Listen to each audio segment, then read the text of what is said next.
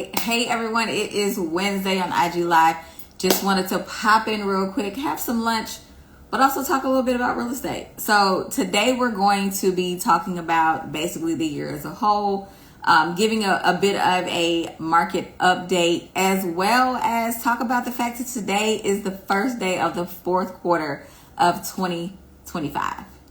Can y'all believe it's about to be like the holidays? Like, people are going to be putting up Christmas decorations in a second. Siobhan, hold on. Siobhan, don't you put up no Christmas decorations just yet. And I have some amazing clients. I think they have 7 Christmas trees.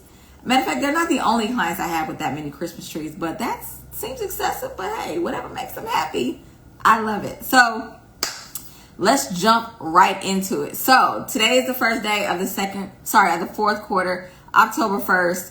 Let's talk about the year. It's been a challenging year in real estate. However, I know people that are thriving in real estate, and I know people that are having some challenges. How are you faring in real estate? Let's discuss that. So we'll jump right into it with some advice for my agents. I know it's tough. I know it's challenging. I know things are different, but I really need for you to, one, have some boundaries in what you're willing and not willing to do for your clients. I need y'all to answer the phone. Regardless if you're a buyer's agent or a seller's agent. Dawn, I'm so happy that things are going well for you. Well, you said okay, so hopefully things get better. Answer your phone. Whether you're representing a buyer or a seller, please answer the phone. Return text messages, return phone calls. And if you're showing houses as a buyer's agent, please provide feedback. That is the most frustrating thing, is when agents show houses and they don't provide feedback.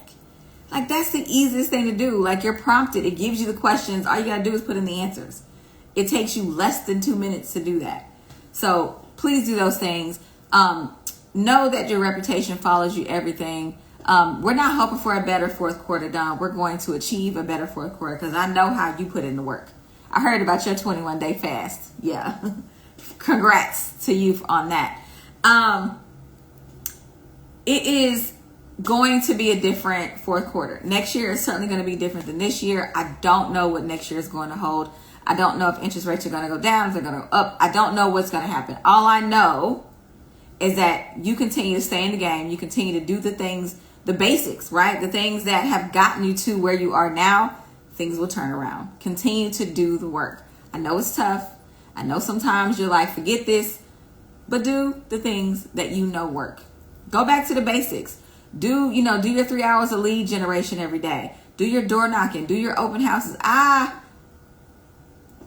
Transparency. I'm not a fan of doing open houses, but I know, 1, they help me get houses sold. 2, they're a great source of lead generation. And 3, it helps me get great feedback, one-on-one feedback from the public on what people think about the house, which helps my seller.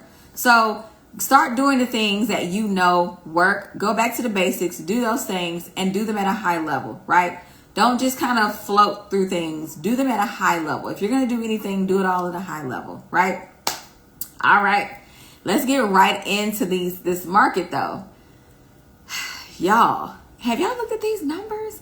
There are over 11,000 new listings on the market. 11,000.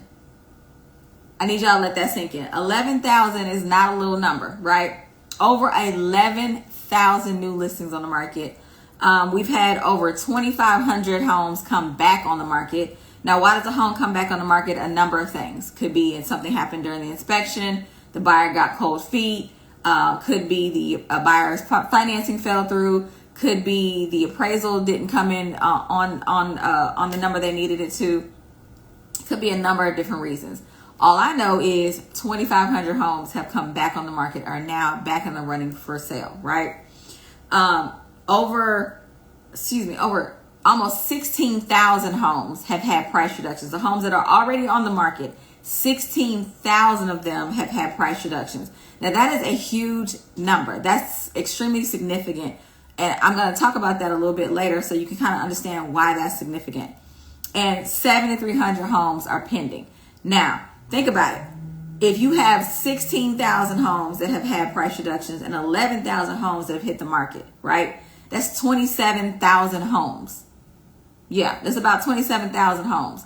And 7,300 of those homes went under contract, which means that is a fraction, a very small fraction of the homes that have already listed. What does that mean for buyers? I'm glad you asked. For buyers, understand you have a ton of negotiating power right now.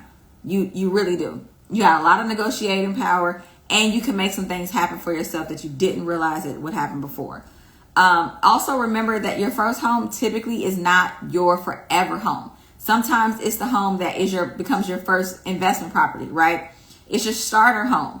And understanding that your starter home is not your forever home.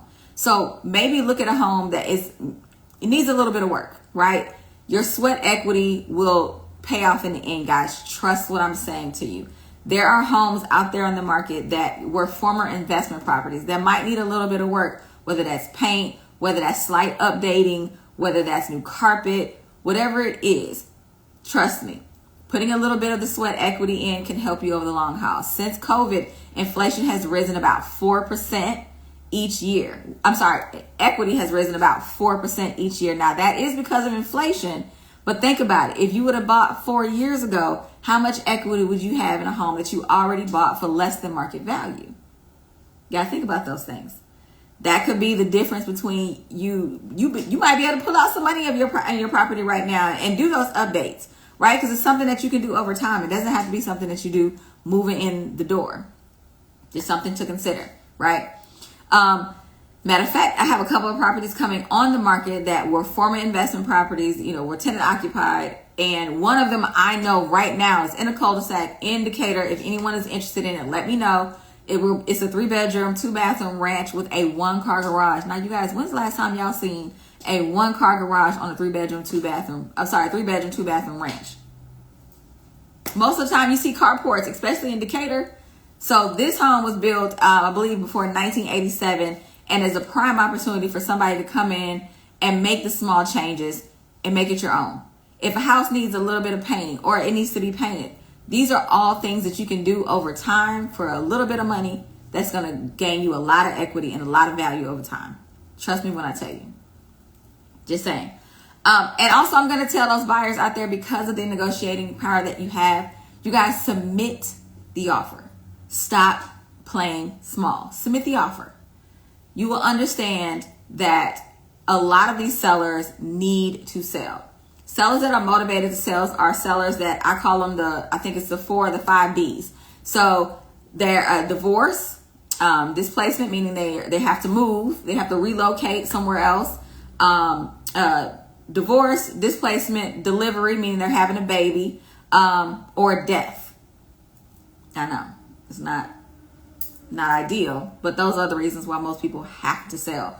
So in that scenario, if they have to sell, submit the offer. Most homes, as we've seen, almost 16,000 homes have had price reductions. Most of these properties are overpriced to begin with. Submit the offer. Now, I will tell you, don't be out here submitting disrespectful, ridiculous offers, but just think about it. If a house is $300,000, right? And I just said that over almost 16,000 homes have had price reductions.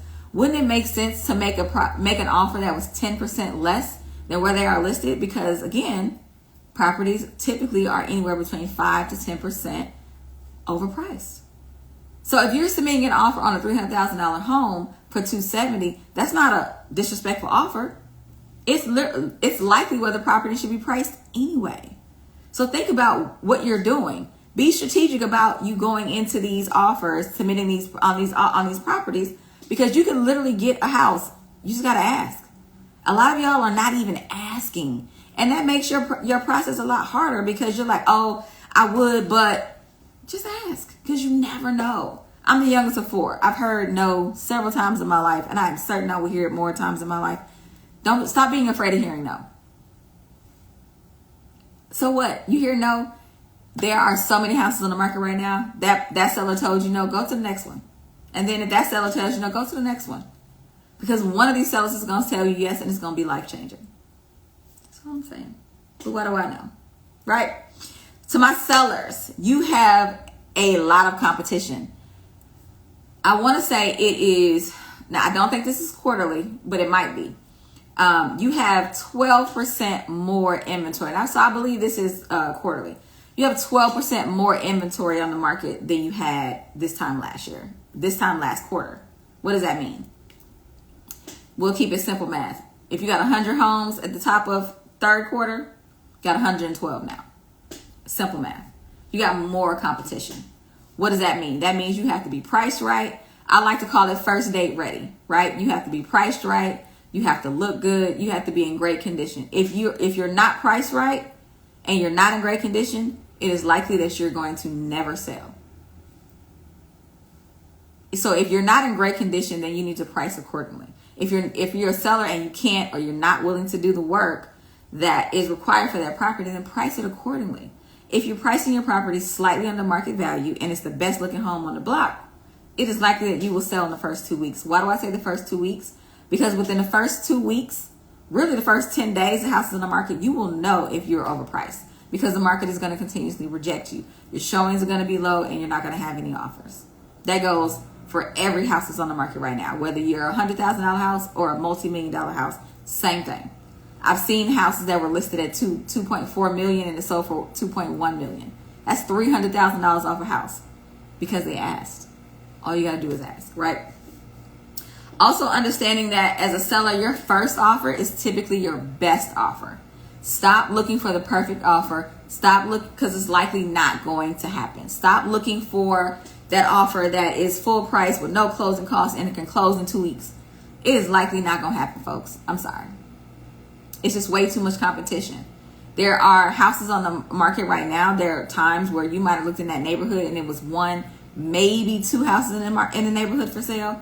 Now you're seeing 6, 7, 8 other homes in the market for sale, because everybody wants to sell to see if they can sell versus what's going on. And they want to see if they can get this price instead of really pricing it at a price that's going to cause it to sell. And that is bad marketing. As real estate agents and realtors, we spend a lot of upfront money on properties. Our marketing, you know what? Let me speak for myself. Marketing costs money. Pictures cost money, because I don't use cell phone pictures. All that stuff costs money, right? Geo-targeted ads. All those things, ads cost money. Open houses cost money. All these things cost money. So if you're entering the market overpriced and you never sell, that money is I never see that money again. It's gone. It's gone. So of course I want to sell your home. I want to sell your home for the house, for the price it's going to cause it to sell off the bat. So help me help you. Sometimes we get it right and sometimes we get it wrong. The thing about it is once we get it wrong, we have to adjust quickly. Hello, Marcus. We have to adjust quickly. Can't keep waiting 30 days, 45 days. We have to adjust very quickly when we hit the market and we miss it. We miss the mark, you got to adjust. Or I'm a huge basketball fan, or you have to pivot. Don't pick up your pivot foot though, because that's called traveling. Yeah. So the other thing about it is we talked about pricing it right. We talked about your first offer being typically your best offer. We also talked about the fact that there's a 12% increase in inventory. So what does that mean? Buyers, hopefully that buyer is going to submit that offer. Really, I need y'all to start looking at these offers and really deep dive into what the offer is. Look at the net, right? I know people talk about how buying is emotional and selling is logical, but lately I've been seeing a lot of emotional sellers. So that being said, let's keep the emotion in between the lines, right? It's an old bold law. Let's keep them in between the lines. We want to make sure that we are emotional about the right things. A lot of times you'll submit an offer on a property and the seller won't even respond, versus the seller understanding, hey, this is an offer that, I'm grateful that they submitted an offer because they didn't have to. So let me look at this offer. Let me really deep dive into it. Let me see if this is something that can work, that I can work out. And if not, then you move on. But ideally, at least try. As a seller, I just need you guys to at least try, right? Things are going to get better. Things are not going to be bad always. I do understand that a lot of people have kind of pushed away from the market because a lot of the job market is uncertain. I get that. I totally understand. And when it's your time, it's your time. But buyers, don't be afraid to submit that offer. Don't be afraid to look at that house that needs a little bit of work, put in a little sweat equity, and you can have a home, right? And it could be an affordable home. It doesn't have to be the $300,000 house, right? It could be the mid 200s. Now, I know a lot of mid 200s are, some consider them tear downs depending on the area, but you guys, it just makes sense to at least try. At least try. And talk to a professional. We can walk you through it. Or if you can't find a professional, you can always talk to me. You guys, it has been amazing. This was your market update. Y'all, things are going to get better. My real estate agents, take a deep breath. Get back to the basics. To my buyers, stop being afraid. Jump in, submit the offer. You never know what can happen. And to my sellers, price it right the first time and make sure it's beautiful when you hit the market. We're in a beauty contest as sellers in this market. You're in a beauty contest and a pricing market. So I want you to win at both. That is your Wednesday market update for Q3. Gosh, it is already Q4, you guys. In a minute, I'll be saying happy homecoming, because Prairie View A&M homecoming is coming up, and I will be out of the office for that. That's a national holiday. I don't know why everybody doesn't celebrate it. And then we'll have a bunch of different holidays. So stay tuned. You guys, it is amazing. I love to see y'all here. Thank you so much for joining me for my Realtor Perspective series. I'm actually going to be starting a new series next week with some of my Realtor friends called Realtor Horror Stories in honor of Halloween. Y'all have an amazing rest of the week and enjoy your day. Thanks for having lunch with me. Enjoy your day. Have a good one. Talk to you soon.